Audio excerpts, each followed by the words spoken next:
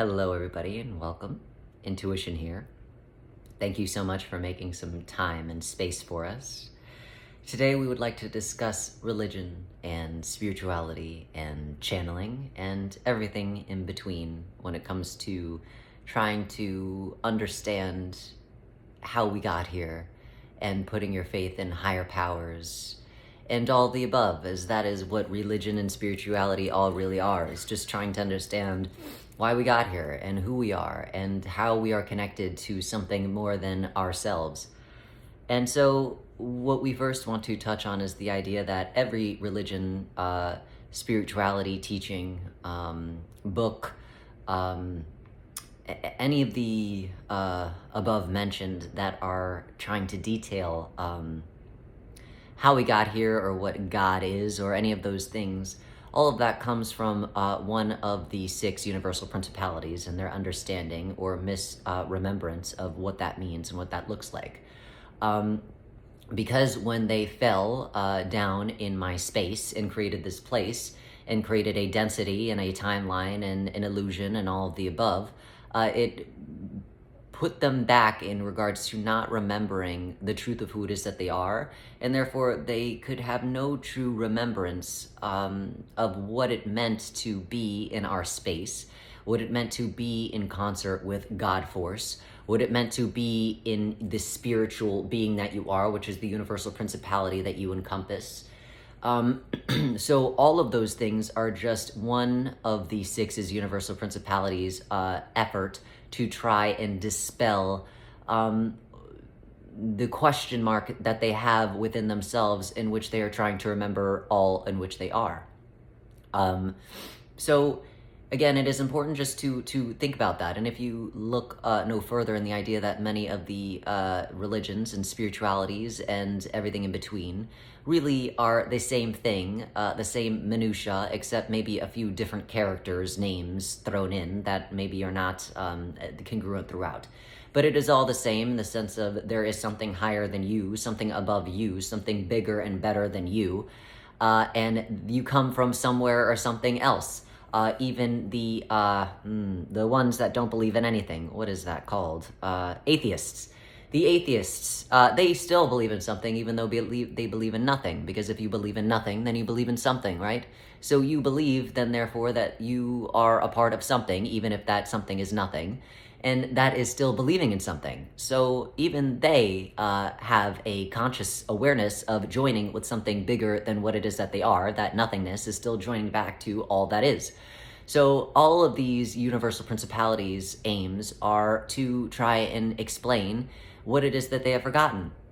And if you have not heard any of the things in which I've talked about before, then I will remind you that all that you've forgotten is that you are all extensions of the original God Force creator, big lady with the big belly, turtle flirting in the sky, collective consciousness, big cloud, whatever it is that you wish to call God.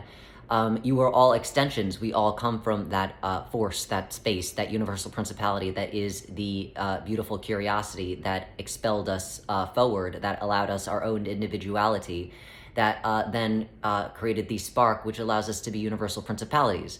But again, that is God. And we all know God where we come from in our space, and we all love God more than what it is that you could even understand or comprehend within your books, within your religions, within your spirituality teachings. And it truly is quite a wonder that you could even come to love God the way you misremember him. It is quite disturbing the way that you remember God in some of your religious texts and scriptures and spirituality identifications, as God laughs, chuckles at the idea that is curious, as that is his universal principality, and that is what he is always standing in, is curious where you even come from with the idea of such a strict, structured idea of what God is, because God is none of those things.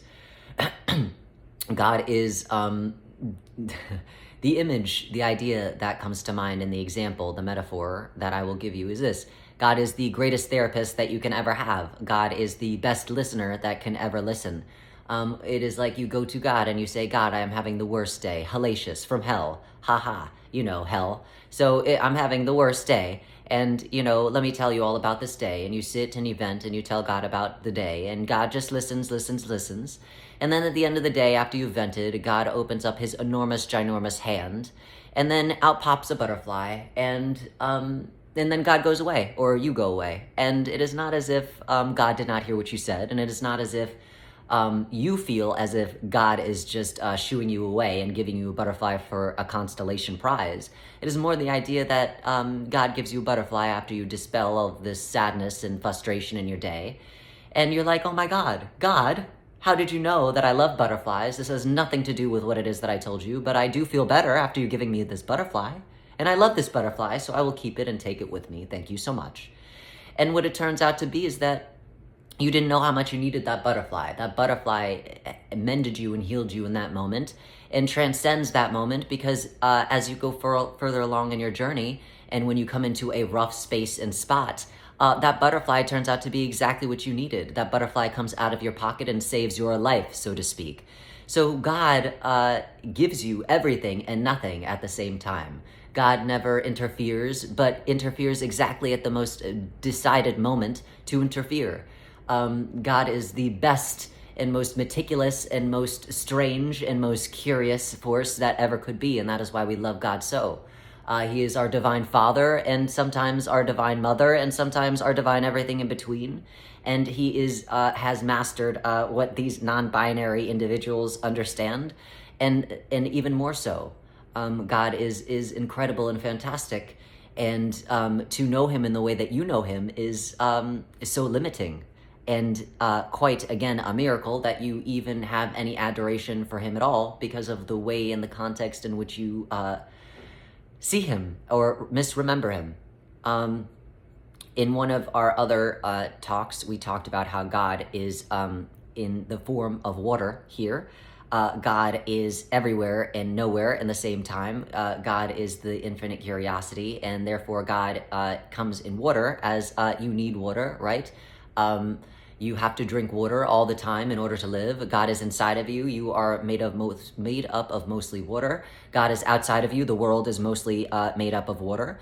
God is in the air, in the clouds, in the atmosphere, in the air that you breathe in, from the water vapors that exist all around you, in the molecules. God is in the space around you, in the asteroid, in the comets. God is everywhere and nowhere at the same time. You could put your hands on top of the surface of water, and then you could push your hands deep inside of the water and be contained and not contained in it at all times. So that is God's form here, and that gives us, or gives you more of a context to the example in which we provided you of God giving you a butterfly. God is here, God is there, God is everywhere. We don't even know what the heck God is doing, but he's doing something fantastic and much needed, and we don't even know how much we need it until the time comes in which we see the need. So that is God. But the way in which it is depicted here, and the way that religion and spirituality and channeling all depicted, is so very limiting, and it is very important to dispel some of these rumors, myths, and misidentifications to what God can be and what is. God is not any one individual. So any one religion, spirituality channeler that is saying that they are God and they are God alone and they're the only holy being in the room, that is questionable, because you are all extensions of God. I am an extension of God. You are an extension of God. We are all little gods because we come from the big OG God. And therefore, you are as holy as the next person. What holy really means is an integrated aspect of the self, an integrated aspect of the principality that you inherently are. So no one can just say that I am holy and you are not. I am within my divine right and you are not. We are all within our divine right, and holy simply adds context to how much you have integrated yourself. But no one individual is more holy over anyone else, as we are all the same in the sense that we come from God, and then therefore we are all universal principalities with that same spark that God animated us with. However, again, that spark is going to be different depending on the gift in which he has bestowed upon us. So that is the only difference therein, but just because that is a difference does not make me less or more than you. It simply means that we are one and the same. However, we're not inherently the same, because if there was two of something, God simply wouldn't do it. God doesn't make things for no reason. And if there was two of anything, then why would there be two of anything? God does not make things, again, for no reason. So Holiness really simply speaks to somebody who has fully integrated themselves. And if somebody is regarding themselves as holiness, then also that is questionable, because you are always constantly evolving. And to say that you are whole means that you have stopped growing. And if you have stopped growing, then you are dead. Dead. So anybody who is saying that I am holy, that I am holier than thou, that I am the holiest, I, in the very least, question that, because who says, and how do you know, and when did you stop growing? So then, therefore, how can you ever be completely holy if you have stopped growing? You continue to expand upon your adventure, you continue to evolve, you continue to transcend the limitations of the personality, the limitations of our collective story even, to come back to the universal principality that you are. But even when you are in your whole self, you are still evolving. Even when I transcend back into my whole self, I am still learning. I am not fully evolved. I am intuition, and that is one aspect of my evolution. But I continue to evolve, and I continue to evolve into a completely different universal principality as I continue on my journey and on my growth. So to say that you are holy is strange, I believe. Strange, because if you think that you are holy, then again, how sad we feel for you, because you have stopped growing, and that means that you have died in every sense of every word. Died in this physical parameter, died in space, died even in any sense in which you will never be able to go back to God force, because you must continue to grow, and you must have something to offer, so to speak. And if you are holy, then you have done all that you need to do. Then you are saying that you are God itself. And ha, ha, ha, ha, ha. No. Sorry, but no. Not here. God, the OG God, does not exist here, other than, of course, in the form of water. We are all the gods that created this space, this place. But that does not mean that we are God. And thank God for it. Because if we were God, then good grief, we still have a lot to learn. We are little gods, and how wonderful that is, because that means that we continue to grow and move and evolve. And even God, the curiosity that is God continues to grow. That is what we are all. We help God to grow just as God helps us to grow. So God himself, herself, the big turtle in the sky, the non-binary individual that is God. God continues to grow within all that he is, and we continue to grow as we are part of all that is. So God even continues to grow. So who in the hell are you to say that you are holy? God doesn't even say that he is holy. So questionable in that sense. When we talk about spirituality and when we talk about channeling, there is limitations within that too. We want to talk about channeling and we want to talk about spirituality because it is important to be aware of. Many of the channels in the spirituality that you see, in order to be a channel, you must ground yourself in something, correct? You must ground yourself in a frequency that is beyond your own frequency. So inherently, that means that you are more than likely either one of the two universal principalities that are able to ground themselves. Let me back up. The 5 universal principalities that are not resistance and intuition, because they do not remember the truth of who it is that they are, and because therefore they do not remember God or the space or even the universe in which they originate from, because they created this place, and that is as far as their memory goes, if they even remember that, the only grounding in which they could ground themselves in is the energy of the earth. And the energy of the earth is very smart, it is very capable, it is very intuitive, it is very beautiful and full. But the consciousness of the earth is somewhat limited because it was created by 6 universal principalities that were in the process of forgetting themselves. So it is inherently limited to the actuality and the bigness of where it is that we all come from and the totality of the space in which we were created, along with all of the rest of the universal principalities in the same room that God, so to speak, was and is. So channels and spirituality, if they are grounding themselves in the earth frequency, the channeling that you will receive is going to be very limited. So therefore, the messages in which you're going to receive is going to be very limited.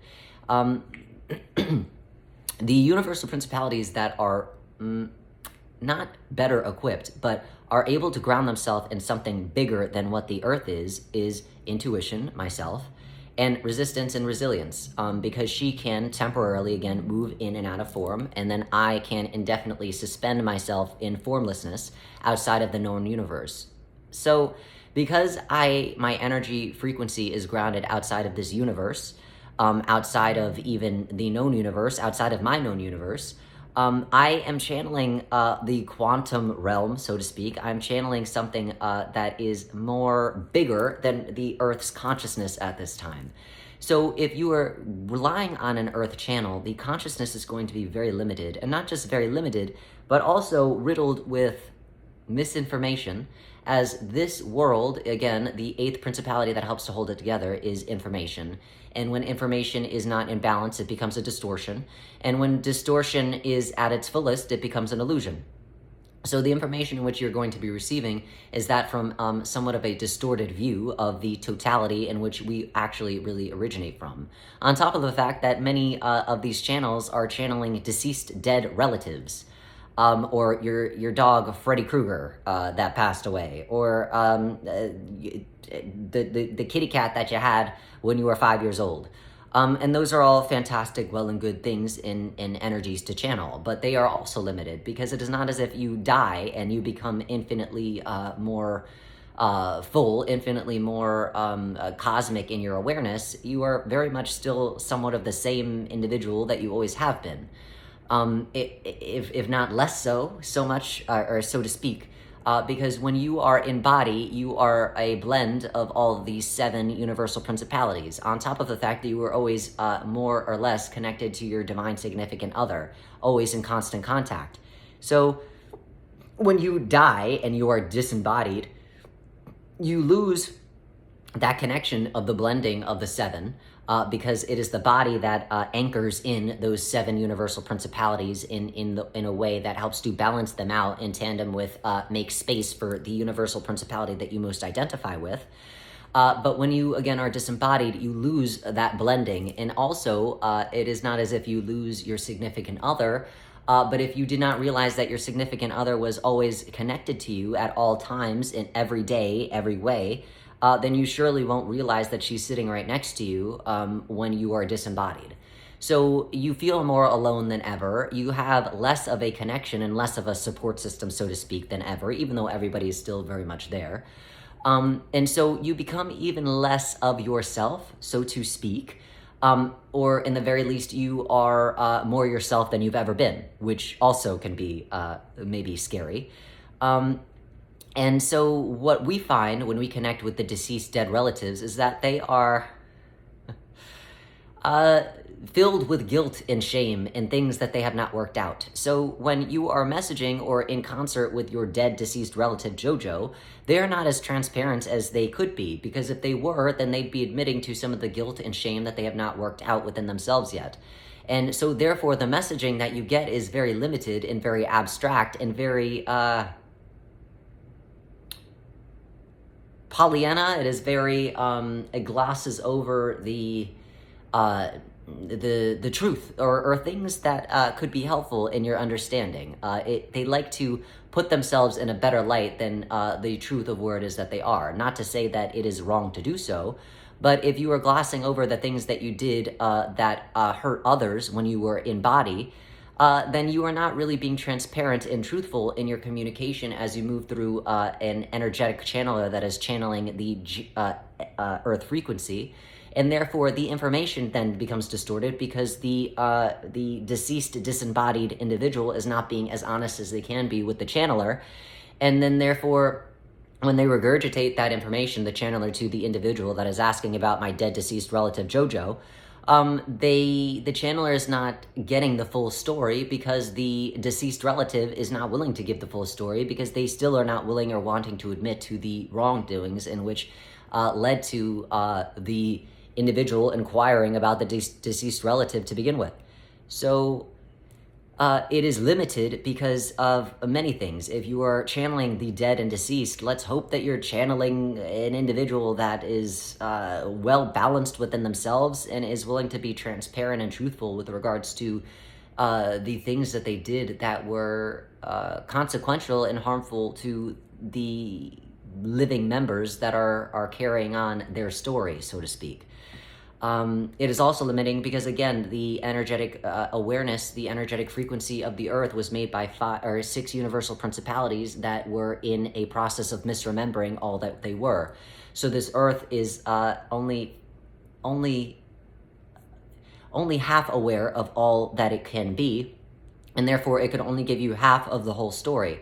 So many channelers, they're great, and it is not to say that the information is wrong, right, and different, but it is like reading a book. Many people are fine reading the back of the book that gives the synopsis of what the book is about, but if you'd like the whole story, then for goodness sake, you might want to ask a channel or a medium or a universal principality that is more integrated with themselves and can connect outside of the known universe and ground a frequency outside of this earth, outside of this space, so that you get more of a fuller picture, because you will be limited.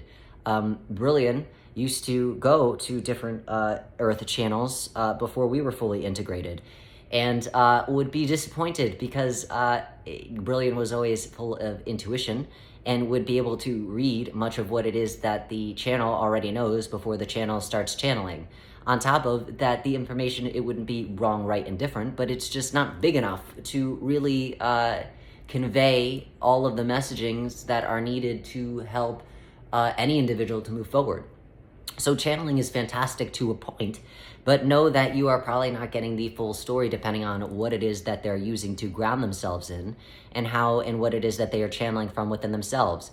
Lastly, also, every channel, depending on how integrated they are, most channels, if they are able to ground themselves outside of the universe, it still has to go through a personality filter. And if it is going through a personality filter, then that means that there is still an inherent distortion in the information that will be transmuted and disseminated to the individual that is asking the question. Because if it is going through a personality filter, then it is riddled with their own traumatic issues and over-identifications of stories that are inconsequential to the person that is asking the question. So all these things are important to be aware of in the realms of spirituality, channeling, mediumship, all of those good things and everything in between. Again, not to say that there isn't merit in spirituality and channeling and all those things, but it begs the question: how integrated are you when you're receiving this information? Where are you grounding yourself to receive this information? And who the hell are you asking to receive this information? So all of those things are very important to know and be in awareness of before you receive a reading or a mediumship, or you're looking into spirituality, or you're reading a book on spirituality. Where are we receiving this information from? Because if it is from a worldly presence, I am curious how holy they are, how wholly integrated they are in themselves, or the lack thereof. So all of these things, religions and spiritualities and intellectualized expressions of where all things came from, which would be like the sciences, they are great and they do a wonderful job explaining things to a certain degree. And we would never say do or do not believe in a religion, do or do not believe in a spirituality, do or do not go to your psychic medium and stare into the crystal ball, do or do not listen to the beautiful intricacies of quantum mechanics, physics, and everything in between. All those things are great if it helps you to get in contact with the divinity that it is that you inherently are, as well as back into concert with all that is, which is part of the God consciousness, which is that of the infinite curiosity that God is. But when you start over-identifying with the practices and become more of the practices than the actual message that is being conveyed through the practice, then that is where it all falls apart. That is where it all goes to hell in a handbasket, quite literally, because if you over-rely on a text, a scripture, a channel, a spiritual understanding, a physicist, a scientist, if you over-identify and start over-trusting in these individuals, then you stop trusting and listening to your own divine understanding and awareness. We've said in other videos that you the worst thing that you can do is put your trust in anything outside of the truth of who it is that you are and the energy that you are. So therefore, it is not we dissuade or question others who say that I trust you or I want to trust you, because you shouldn't necessarily be trusting anybody. If you were trusting somebody, then what you're saying is that I feel that you could lead me better than I could lead myself. I feel like your awareness is more comprehensive than mine is, and therefore I trust that you will make a better decision for me. And that is just ludicrous. If you put your trust where it needs to go, where it is most applicable to you, which is yourself, if you put your trust in yourself, then you do not need to trust anybody, because you trust in yourself. And if you trust in yourself, then you know inherently that everything that you do will be for your highest interest. And even if at that moment, when you make a decision within the trust within yourself, and maybe it doesn't lead you to your preference, knowing that still that is a better decision and better choice than putting your trust in somebody else. Because on top of the fact that it is most important for you to put your trust in somebody else, it would be different if everybody on this planet, all of the universal principalities that are in bodies right now, it would be different if they knew who they were intrinsically. If they knew, I am the universal principality of X, Y, and Z, and therefore I know my inherent truths. If that was true, if everyone knew the truth of who it is that they are, then that is a different story. Then trust left and right. But nobody knows who the hell they are. Everybody is asking everybody else who they are and waiting to be told who it is that they are. So why would you put your trust in somebody who doesn't know who they are inherently to begin with? That is the blind leading the blind. If you are blind, do you get into the car with another blind person and say, well, I'm nearsighted and you're farsighted. Together we make one full 20/20 vision, so let's start driving together? No, absolutely not. Or at the very least, we hope not. You say, you know what, let's call an Uber, let's get a Lyft, let's do something, because we will die and kill everybody on the road if we both get into a car and drive when we are blind. So why then would you put your trust in an individual that does not know themselves? You're better off putting your trust in yourself. Even if you don't know yourself, you will figure it out quickly as you continue to trust along in your inherent knowledge and wisdom that you possess inherently as a universal principality. So again, religions and spiritualities and sciences and all the above and everything in between are fantastic. But when you start over trusting them and start trusting in that as opposed to trusting in who you are, when you start over identifying with what God is based off the scripture, based off of what this medium said, as opposed to what I know the truth of God to be, then it becomes a problem. And that is what we all like to do. We all like to over-identify with things that are not us, because it is easier in this busy life that we like to maintain. It is easier to be told who we are as opposed to taking a second and sitting down and asking ourselves the question of who we are. So it is easy or as simple as that. God is you, God is me. God is outside of us, God is in us, God is everything in between, God is in the water, God is within our original space in which we come from.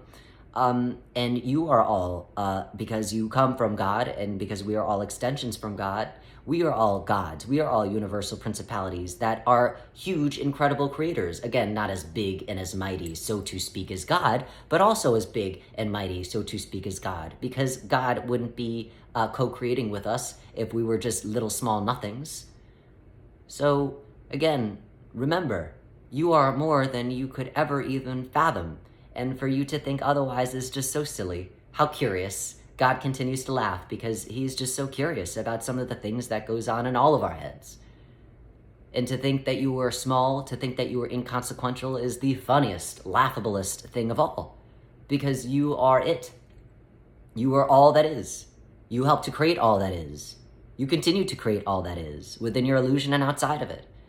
So how incredible and how wonderful and how beautiful and how circumstantial and how profound all of that is. And when you start to truly know it inherently within you, not question it, but know it to be true. Oh, what an incredible space this will be again. Not place, but space. Because it will finally lift the illusion, the illusion that your eyelids, hide behind, and allow you to finally see all that is, which is you. So, we'll leave you with that. That is enough. And as always, we are full of gratitude for you sitting and listening to our crazy rantings. If this resonates with you, if you feel as though, not feel, But if there's a question, if this makes you question something, if this makes you now move forward and not take our word for it, because please, that would be trusting in us, and we just said do not trust in anything aside from yourself. But if this enables you to start questioning and then therefore trying to figure it out on your own, then fantastic, finally, wonderful. That means that you are not waiting for somebody to tell you, and you are finally taking it upon your own hands to figure it out. And that is 10 steps forward in your reintegration of the truest aspect of your being, the universal principality that you are, and the God force in which you come from.